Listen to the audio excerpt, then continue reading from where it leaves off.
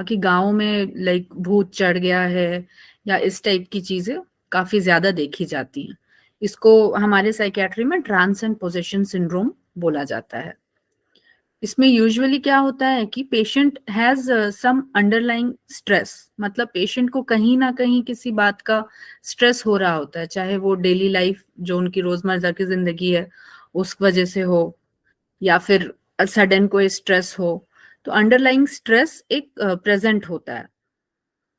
उसको घर वाले लाइक आइडेंटिफाई कर सकते हैं कि अगर वो उसके पिछले लाइक 1 महीने से या 15 दिन से उसका थोड़ा हिस्ट्री देखेंगे कि नहीं, उसका यूजुअल सेल्फ में वो नहीं है, जैसे पहले जितना फ्री हुआ करता था उतना फ्री वो इंसान अभी नहीं रह रहा है।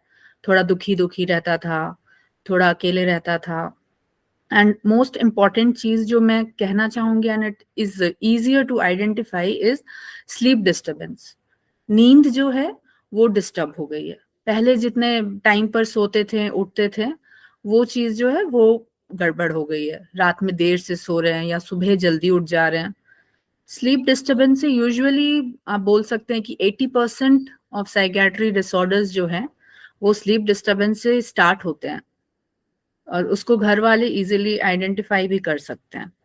तो कुछ चीजों का ध्यान दे सकते हैं हम कि अगर किसी को लाइक भूत चढ़ गया है या फिर उनको कोई बात का स्ट्रेस रह रहा है, हम उनको कंपेयर कर सकते हैं कि वो पहले कैसे थे और अब कैसे हैं। मतलब उनका रहन सहन, बात करने का तरीका, काम करने का जो मोटिवेशन है या एनर्जी है, उन सब में जो चेंजेस हम देखते हैं वो सब चेंजेस को हम आइडेंटिफाई करके बोल सकते हैं कि हाँ, पेशेंट को अंदर कुछ स्ट्रेस रह रहा है एंड उस कारण इस तरह के सिम्टम्स डेवलप हो सकते हैं।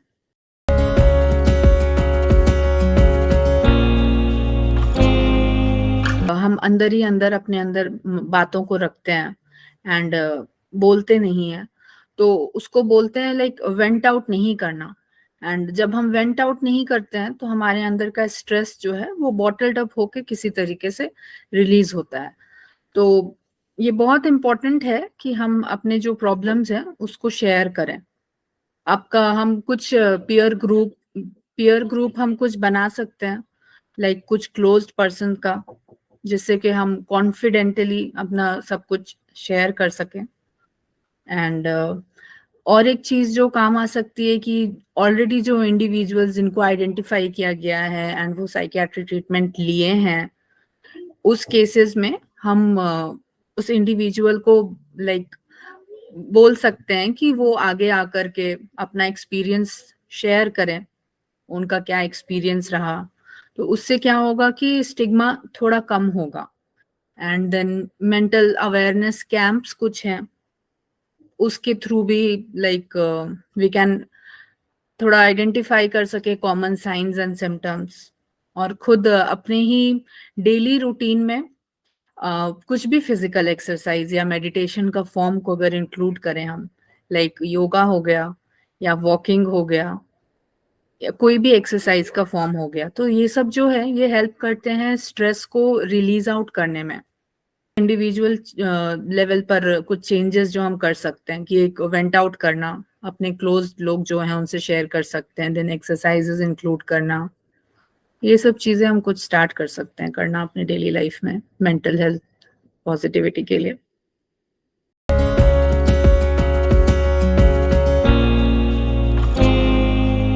मिर्गी या एपिलेप्सी के कुछ सिम्टम्स जो हम इजीली आइडेंटिफाई कर सकते हैं कि हाँ, ये जो है कुछ ऑर्गेनिक कॉज से है, मतलब अंडरलाइंग कुछ ब्रेन चेंजेस है उस कारण ये चीजें हो रही हैं। वो है जैसे कि सीजर जो एक्टिविटी जो है, कन्वर्जन्स जो है, वो आपका 1 मिनट के आसपास लास्ट करता है।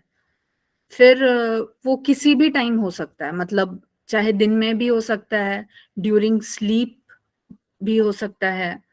एंड उसके साथ और भी एक चीज कॉमन जो है, यूरिनरी इनकॉन्टिनेंस, मतलब ड्यूरिंग सीजर एक्टिविटी या फिर पोस्ट इक्टल्स या फिर सीजर के बाद जो है यूरिन का लॉस ऑफ कंट्रोल हो जाता है। पेशेंट मतलब यूरिनेट कर सकता है कहीं भी इनअप्रोप्रिएटली।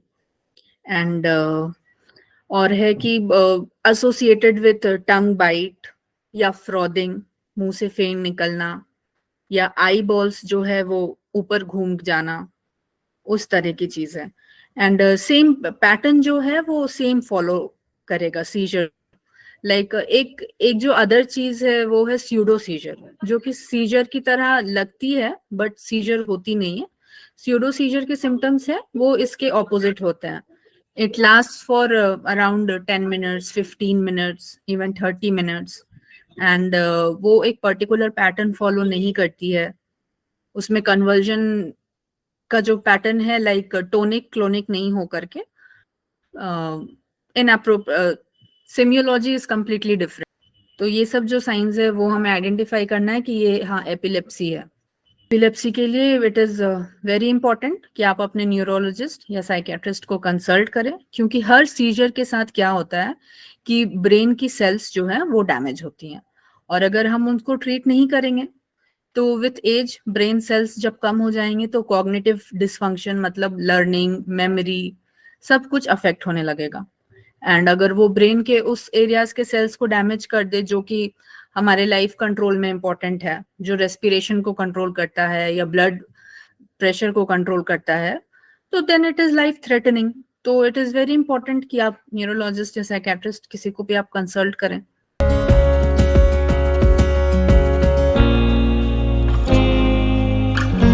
हम अगर एंटीऑक्सीडेंट रिच फूड्स लेते हैं जैसे कि ड्राई फ्रूट्स हो गए या फिर आपका फ्रेश फ्रूट्स, वेजिटेबल्स जिसमें एंटीऑक्सीडेंट्स ज्यादा हो, तो वो क्या करता है कि हमारे बॉडी में जो फ्री रेडिकल्स एक तरीके से जो लाइक वेस्ट प्रोडक्ट्स रिलीज होता है उसको कॉम्बैट करता है। एंड एविडेंस के बैकअप में evidence, it is backed by evidence की डिप्रेशन में जो है एंटीऑक्सीडेंट्स का अच्छा रोल है। तो आप एंटीऑक्सीडेंट सप्लीमेंट के तौर पर ले या फिर अपने फूड में ही उसकी क्वांटिटी बढ़ा दे, तो it can have a good effect. फिर साइकियाट्री में डिमेंशिया, डिमेंशिया तो जानते ही हैं, that is also psychiatric disorder. उसका भी फूड से कनेक्शन है। लाइक हमें again antioxidants, here also antioxidant rich foods. फिर कोलिन रिच फूड्स जो हैं जैसे कि ड्राई फ्रूट्स हो गए या स्पाइनच हो गए, ये सब भी जो है हमारे मेमोरी के लिए हेल्पफुल होते हैं। और जो कॉमनली मूड स्विंग्स होते हैं, जैसे स्पेशली गर्ल्स में भी कॉमन होता है कि पीएमएस के टाइम पर मूड स्विंग्स हो रहा है, उस टाइम पर सर्टेन चीज जैसे कि डार्क चॉकलेट हो गया या चीज हो गए, जो डेयरी प्रोडक्ट है, योगर्ट हो गया, ये सबसे थोड़ा सेरोटोनिन बूस्ट होता है, तो it helps us to keep the mood up.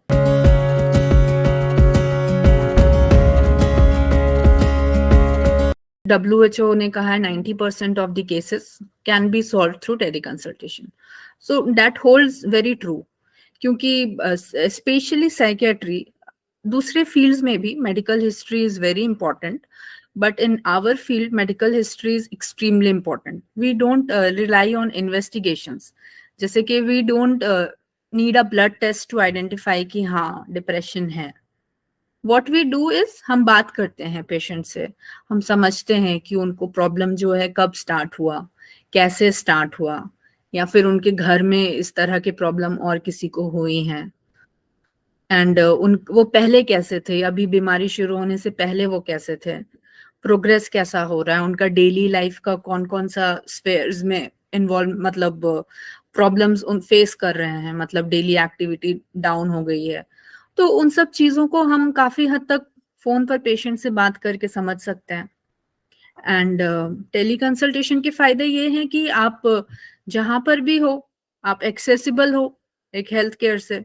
Mental health professionals तो अभी काफी कम है, मतलब हमारी जो पॉपुलेशन है उसके लिए it is very less. Psychiatrist मतलब पर थाउजेंड्स भी it's I think 3 to 4। So उसको कवर करना, साइकियाट्रिस्ट मतलब specialist, they can not go to every rural community, हर कॉर्नर में तो नहीं जा सकते हैं।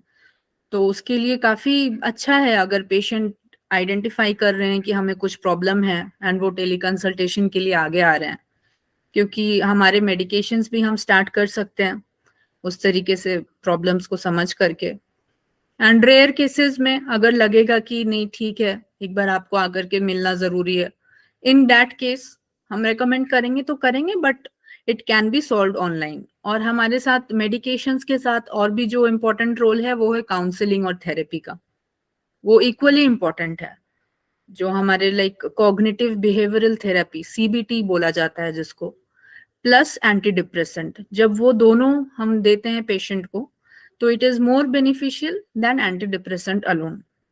तो हम आइडेंटिफाई कर सकते हैं बात करके कि पेशेंट को क्या कॉग्निटिव डिस्टॉर्शंस है, वो उनकी थिंकिंग में किस तरह की चेंजेस आई है कि वो इतना होपलेस महसूस कर रहे हैं, उनको अच्छा नहीं लग रहा है, जीने की इच्छा नहीं हो रही है। उन सब चीजों को वो वेंट आउट करेंगे एक थेरापिस्ट के सामने प्रोफेशनली, तो that is very good. Patient should come forward for teleconsultation.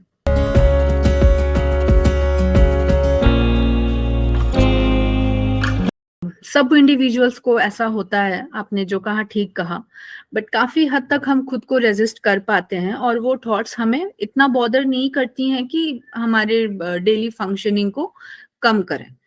उस केसेस में हम डिस्ट्रैक्ट कर सकते हैं अपने आप को, जैसे जो हमारी हॉबीज हैं, अगर मूवी देखना है या कुछ स्पोर्ट्स में इंटरेस्ट है, जिस तरह की भी हॉबीज है हम उसमें इंक्लूड हो सकते हैं।